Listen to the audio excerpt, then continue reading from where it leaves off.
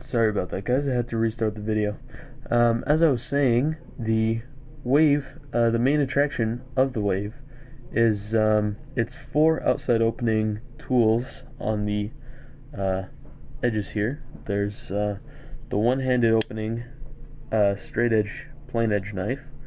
And this is a very nice knife. It's a nice profile. It's nice and straight up until here, until it curves up, and it's a drop point, I believe. It just curves all the way down. Or I believe they're calling it a clip point because of this part here.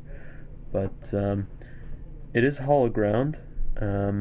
It starts not halfway up, but a good part down. So it's not full flat ground or full hollow ground, but that's okay. It's thin enough.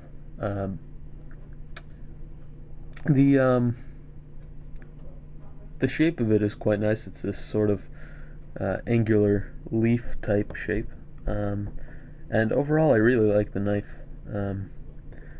The only problem I have with it is the actual hole. It doesn't give as much purchase as a dedicated thumb stud would, but other than that, I have no problems with the knife.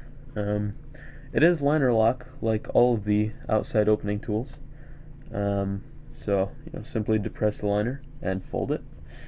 On the other side, we have a one-handed opening serrated knife, and this one's chisel ground, and it's also a angular sheep's foot here. But other than that, it's identical to the other knife.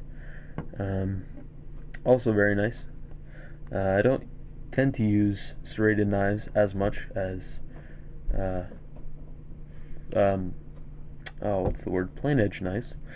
But that's just my personal experience. One nice thing about it is that you can tell the serrated from the plain edge, because the plain edge has nothing up here on its spine, on the very back of its spine, whereas the serrated has these little 3 grooves. I suppose you could call it jimping on the back of him, but they're not functional as jimping because your thumb rests here. Really, their only purpose is to easily designate what side it is when you're pulling this out of your pocket or something. Let's see, the other 2 implements that are outside opening are not one-handed, but they are liner locking, and this is the wood saw, which is oriented on a back pull cut. It's a pretty standard Leatherman saw. It's identical to the one found on the Multitool 300, which I've previously owned but have not reviewed. Sorry about that. But it is quite good, and yeah, it's just a saw. It's a wood saw. Over here we have the one side is a fine wood or metal file, and the other side is this excellent diamond coated file, which is touted as the best Leatherman file out there. And I don't use files as often, but I can say it works very well. As you can see though, because of the way it folds and the way some of it is exposed, it does tarnish a bit on the extremities here, simply because of pocket wear and such like that, but it's not that big of a deal. And here you have the regular metal saw. So that's it for the outside opening. Now to go on to the inside of the tool when it's unfolded. Here we have the pliers, and this is the standard Leatherman plier head that goes on the modern charges and the blast and the fuse. There's nothing new or nothing interesting about it. Gets the job done, and it's got a wire cutter and a hard wire cutter here. Both work fine, just fine in my opinion, or in my experience rather. It's not as smooth as the Multitasker, but that's to be expected since the Multitasker does use ball bearings, and this is simply press fit. Also, the Multitasker is well, this is cast. This is cast metal, and the Multitasker is milled from a steel billet, so the tolerances are much tighter on the Multitasker. So overall, it feels smooth and it's not a deal breaker at all. But I do like the Multitasker better in that regard. The pliers are much better in my opinion. Moving on to the actual tools on the inside, we can see first off that there is a ruler alongside here, right on the insides. This is a difference from the regular Leatherman designs, as before, like on the PST or on the old Super Tools or even on the new Super Tool 300, the liner ruler nicks would be lined up right here, right along the edges. On this, they're on the side for whatever reason.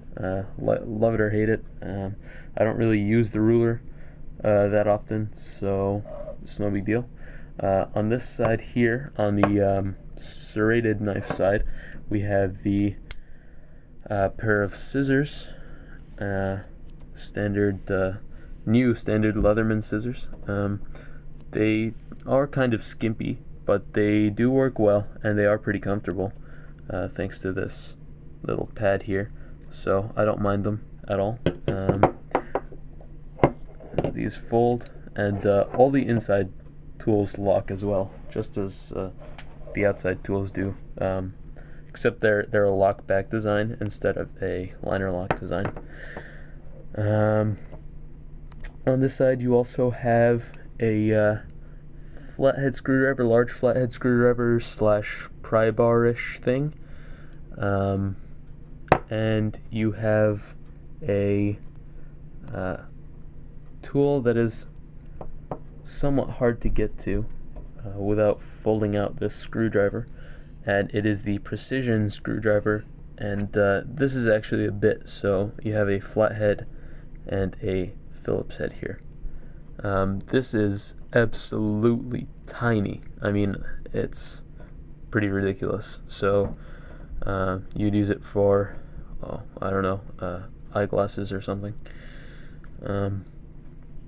Over here, you just have two tools. You have the removable bit driver, and you have the standard Leatherman can opener, bottle opener, wire stripper tool.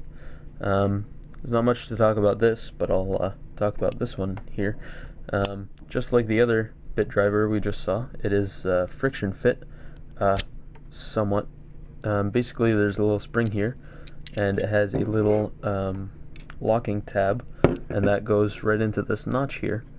So it is not magnetic, and it's also a thin profile, as you can see. So you can't use standard bits like you can on the Multitasker. But again, it's not that big of a deal. This wave came with just this bit and just the other bit here, and I think that's normal, but again, this is used, so I could be wrong. But I'm pretty sure on all waves, if you want more bits, you have to buy the Leatherman bit kit. That's the inside tools, and that's it for features. Overall, it is a quite decent multi-tool. I really like it. I was very impressed by it, just the overall quality and the just the tightness of everything, and there's no real sharp edges. Everything feels good. Everything is smooth, and everything locks up really nicely. So if it weren't for you guys and for the project I have going on here, I would definitely keep it. But as it is, I'll probably be either selling it or trading it, simply to get more multi-tools to review. But if it were my personal choice, I think I would probably just end my search here, because this is an excellent tool and it matches my needs very well.